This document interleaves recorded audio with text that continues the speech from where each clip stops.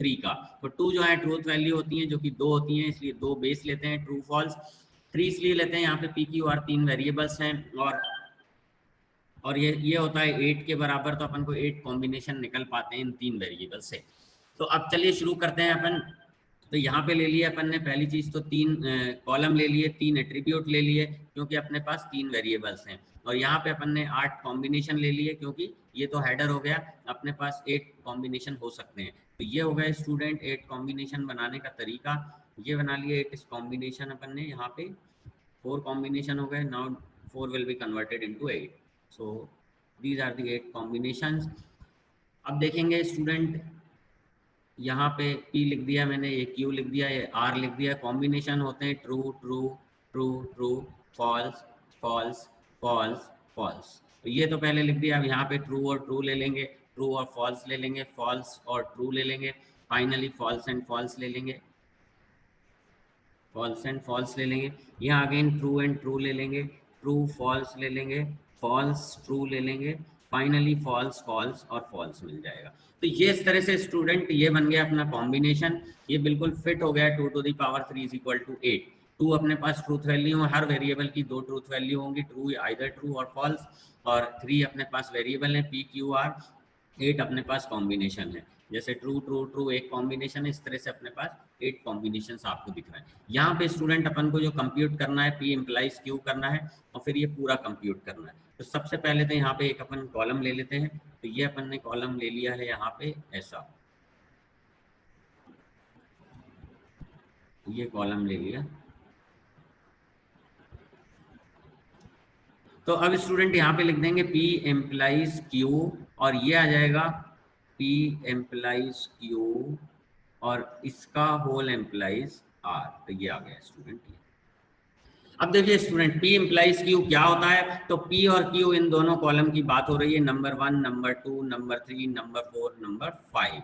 ये अपने पास कॉलम है, और जो 1 और 4 में बात हो रही है, तो 1 एंड 2 में बात हो रही है। 1 प्रीमाइसेस है, 2 कंक्लूजन है, ठीक है।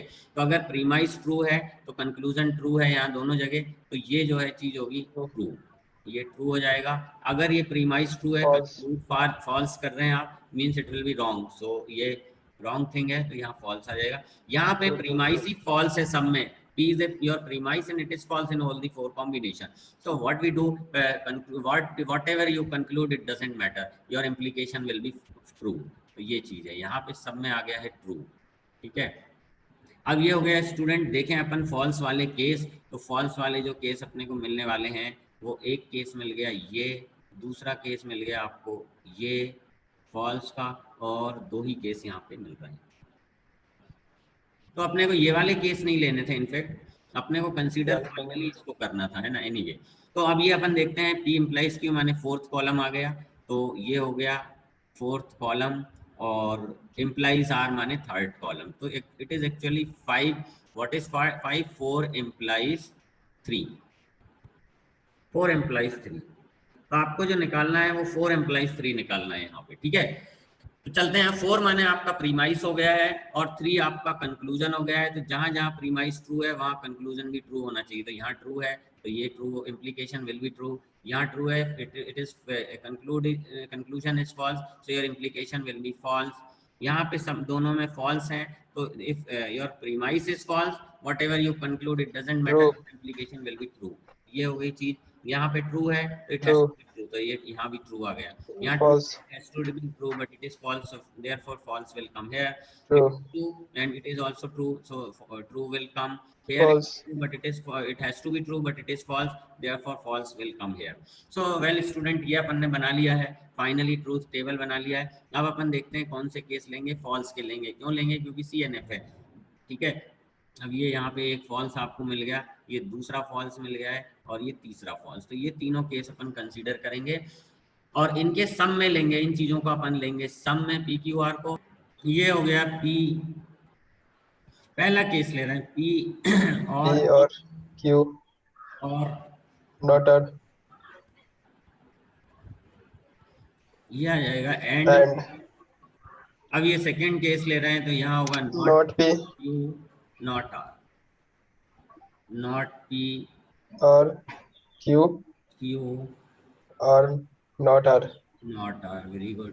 तो इस एंड केस एंड में आ जाएगा, ये आएगा जिसमें सब not P negation not Q not R P not, not Q, not और नॉट आर, आर, नॉट और छूट गया सर। और नॉट आर। तो ये स्टूडेंट हो गया सम, ये भी सम हो गया, इट इज ऑल्सो सम। अब इन तीनों सम का अपन कर देंगे प्रोडक्ट, तो ये हो जाएगा प्रोडक्ट। तो इसको अपन पढ़ते हैं प्रोडक्ट ऑफ सम, तो यहाँ लिख भी सकते हैं प्रोडक्ट ऑफ सम। तो ये हो गया। फाइनली जो आप अपना आंसर लिखेंगे वो इस तरह से लिखेंगे, P implies Q,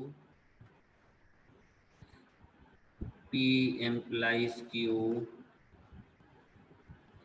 whole implies R, और इसको भी होल उसमें ले लें। ये इक्वलेंट होगा किसके, ये इक्वलेंट होगा इसके, ठीक है। इसको अपन पढ़ेंगे, इसको अपन रीअरेंज भी कर सकते हैं चाहे तो, ठीक है ना, we can rearrange this thing.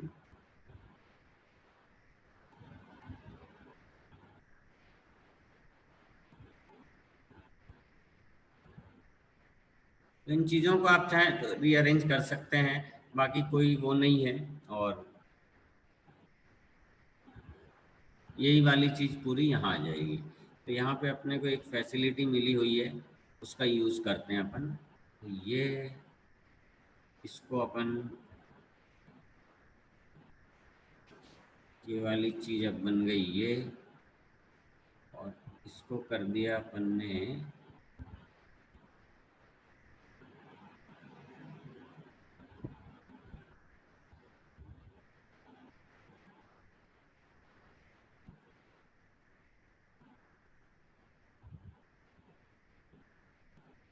ये।